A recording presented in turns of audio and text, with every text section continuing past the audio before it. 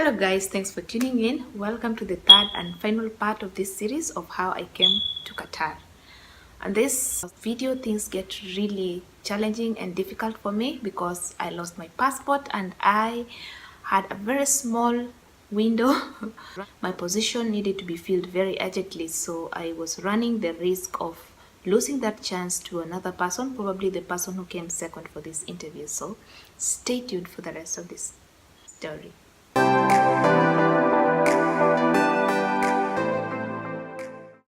So if you're tuning in for the first time, you're most welcome.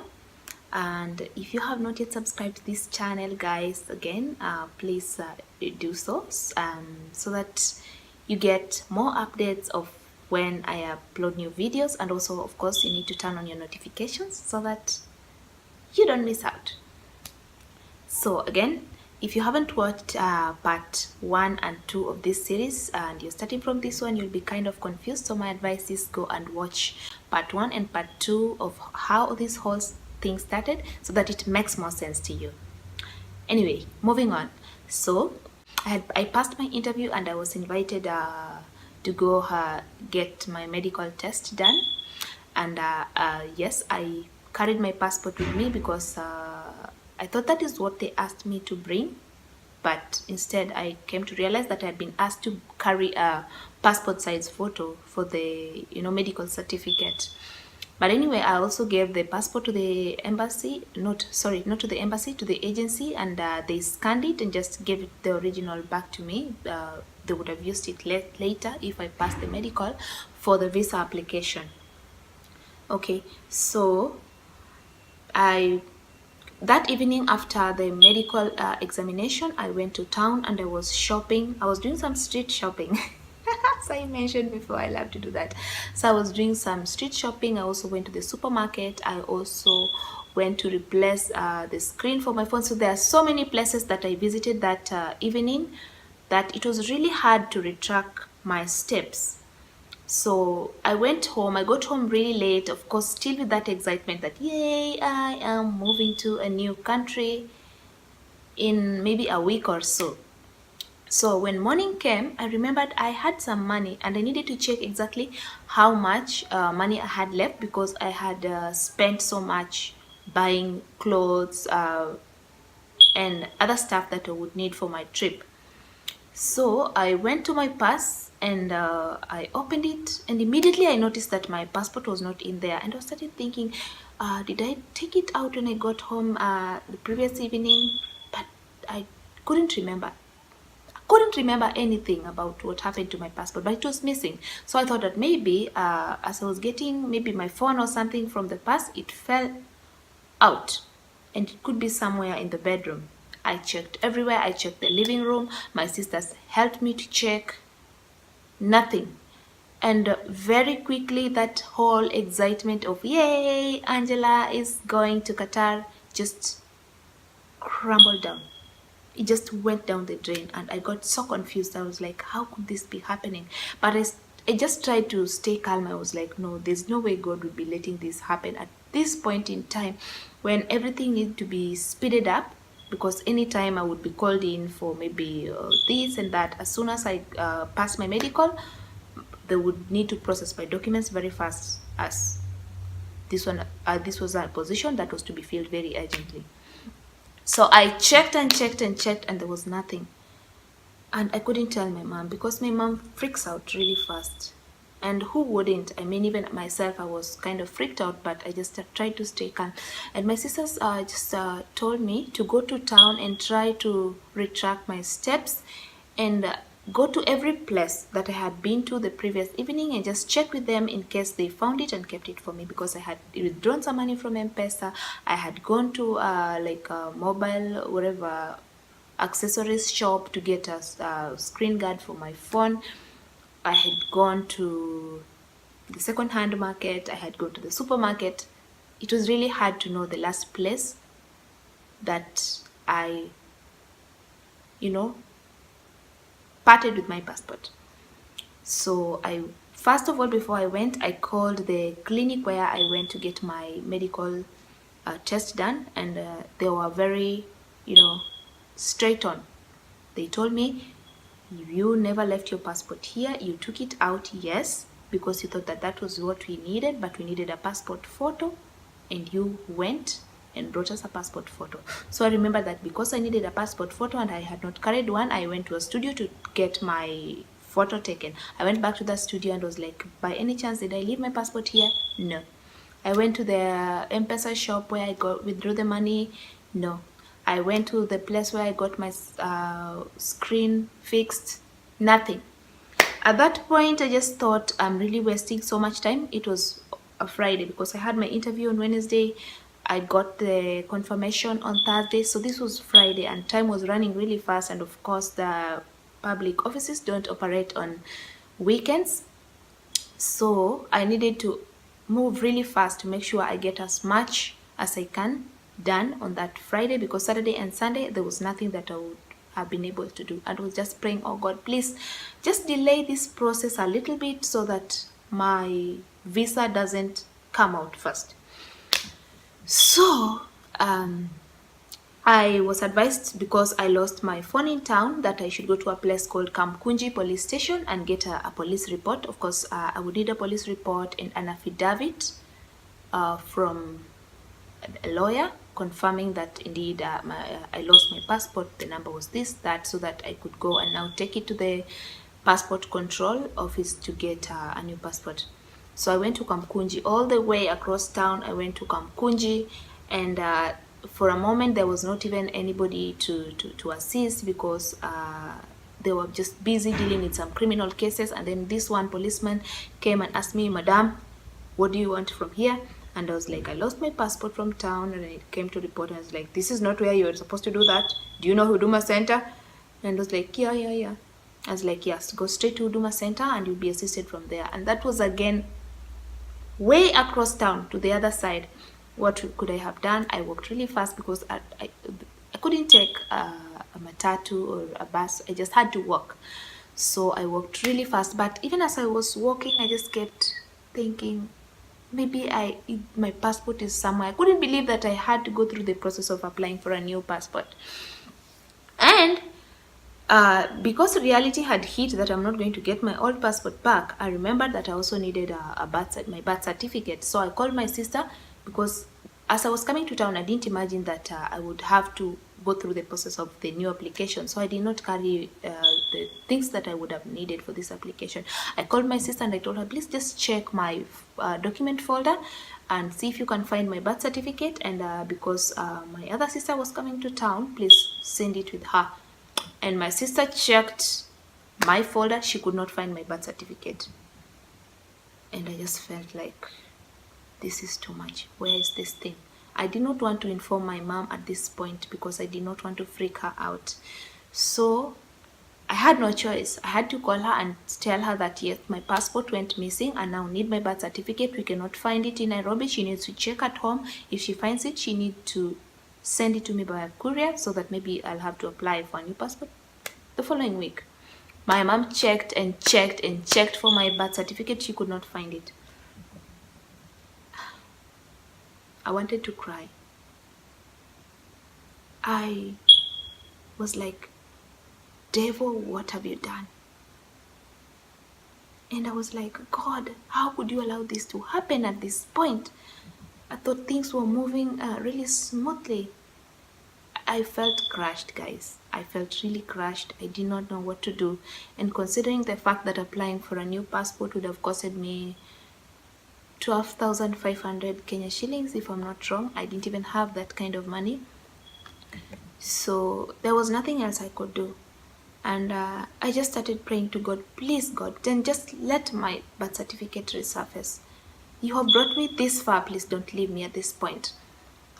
So, lucky enough, through that turmoil, my sister called and said, thankfully, I found your birth certificate in your folder. It was folded like an envelope. I couldn't see it at first glance, but we are good with that.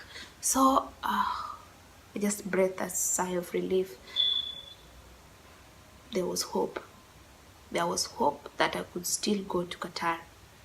So she sent the document with my sister, and I went to pick it up, and I had to go to a lawyer. I had to call my dad. I had no other choice, and there was nobody else I could have asked for that kind of money apart from my father, who's always there for me at such moments. God bless him. So he sent me, he asked me, how much money would you need? And I was like, I would need 12,000, because I had some of my own money. We have this thing, merry-go-round, and there's some money that I had received. It was my turn to receive money for that month, so at least I had the money to take care of the affidavit, which would have costed me, I think, 3,000. I don't even know how much it costed me, but this whole process just became really expensive.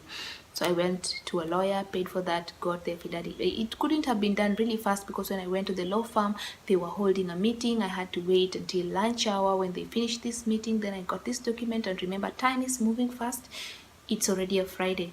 Then one of my friends that I was with the day that I got the call, no, not the call, actually, when I got the forward for that job opportunity, the one that I went to see at my previous workplace, she had shared me a story before of how she lost her passport just when she came back from Denmark, and she was able to be assisted from the passport control office. So I just called her and asked her, when you lost your passport, how did you go about it to recover it much faster? And she just advised me on what to do, and I followed her advice, and I just prayed to God that I would get the assistance that I need, and these people would understand that my case is really urgent. So you know how government offices are. I went there and I was like, oh, I lost my passport, but I need to travel in a week, and they just look at you like, so who cares, and I was like, madam, these things take like 3 months, so you'll just have to wait. You're not the only one waiting to get a new passport, because we still have to investigate and really confirm that the passport is lost, which we give about a matter of I don't know, 10 days or what. I was like, lady, what are you talking about? I don't have this much time. Guys, it was really tough. I wouldn't wish that on my worst enemy. So I was given a number for somebody to call, and I was calling this person and calling this person and calling this person, and this person was not picking up. And I just told God, I'm going to make one last call. If this person doesn't pick up, then I'm doomed. This person was supposed to help me, just somebody would be able to understand my case. So eventually, when I was just about to give up, this person picked up and told me, okay, come to my office, explain yourself, blah, blah, blah, blah, blah, blah. Then I went and explained the situation, and thankfully to God, I got the assistance that I needed. Long story short, within 5 days, because of course I couldn't do much on Friday, I was just told, come back on Wednesday. The following week I was like, I cannot come back on Wednesday the following week, because Friday I need to travel. So then this person told me, come back on Monday, because it was Friday when I went. So he told me, then come back on Monday and I will see what I'll be able to do. So I went back on Monday very early in the morning, and as I went very early in the morning, this person had not reported to office yet.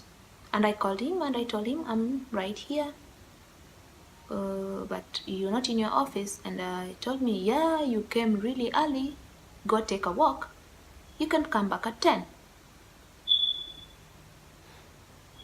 So I left that place, and as I was taking a walk, miraculously, because I was deciding, should I use this route or should I use this one? This one, this one, this one, this one. Then I decided I'm going to use this one. So that path that I took, I ended up bumping into this guy. And I told him, yeah, I had come to see you and you were not in, but blah, blah, blah. Anyway, so he just told me, okay, fine, you will come back when I have time and we'll see how we will be able to assist you. So I went, I came back, and long story short, yes, I was assisted, and within the shortest period, I got my passport. I made the payment. Yes, that could not have been avoided, 12,000 shillings. So I got my passport on Friday. And by that time, as I was checking my visa status online, the visa was out with my old passport number. And I was thinking, is it really necessary to tell these agency people that I lost my passport? Do I want to show my craziness that after I was called for an interview, I didn't even show up, and now I lost my passport? I didn't report that I had lost my passport. I just kept quiet. But when I got this new passport, my sister told me, you know, you need to inform these people that you lost your passport. What if you are not allowed to travel with this other passport because the numbers are different? So it's like, yeah, sense, you're making sense. So that was Monday. I didn't even go on Monday. On Tuesday morning, I woke up and I just went to the agency and I told them, guys, I have something to report. As soon as I came, right after my medical appointment, I lost my passport, and now I have come to report that I have a new passport. Maybe you can get it scanned and inform the company before the visa comes out, because they had not informed me that the visa was out, even though I knew that it was. So I gave them the passport and they scanned it, and this person was calling me like, Angela, are you serious? Do you want to lose this opportunity after everything, blah, blah, blah, blah, blah? And I was like, no, that is not the case. It was not my fault. It was not my intention. This just happened. God forbid that I should lose this opportunity. And the other lady was really cool and she was like, hey, it's okay, just give it to me. And she scanned it and she gave it back to me and she said, okay, we will inform the company. And I was checking online again in some blogs, and people were saying that if in the case of such a situation, you have to wait like 3 months before you can get another visa. And I was like, hi, who's going to give me 3 months? Who? And I was just praying, oh God, please let this thing take the shortest time possible. Have I not been through enough, God? Have I not been through enough? I don't have 1 week. I don't have 3 months. God, just intervene. So 2 hours later, I got home. I went online again to check my visa status, and bam! The visa had been updated with the new number. Hey, isn't God great, guys? Isn't God great? So my visa was updated and I was so happy. Then, right afterwards, I get a call from the agency. Hi, Angela. Can you imagine your visa is out? And how lucky are you that it came out with the new passport number? And I was like, yeah, that is so coincidental. Thank God. And I was so happy, and they just told me, now please get ready, you will be traveling. That was on when? On Tuesday, but they told me I would be traveling the following week on Friday. So I had enough time to get ready. No, they didn't give me the exact date. They just told me your visa is ready, and just be prepared, and we will let you know ahead of time on when you're supposed to travel. And guys, so that is how I got to go to Qatar, because anyway, I'll just sum it up. I traveled the following week on a Friday, and both my parents were there to see me off. My daughter was there, my sister was there, and it was just such a blessing, and something that I have not regretted until now. It has been a blessing. I don't know why I was freaking out, but seriously, this is the best thing, one of the best things that have ever happened to me. And thank you again, guys, for watching, and subscribe if you haven't, follow me on Instagram if you aren't, and see you on the next vlog.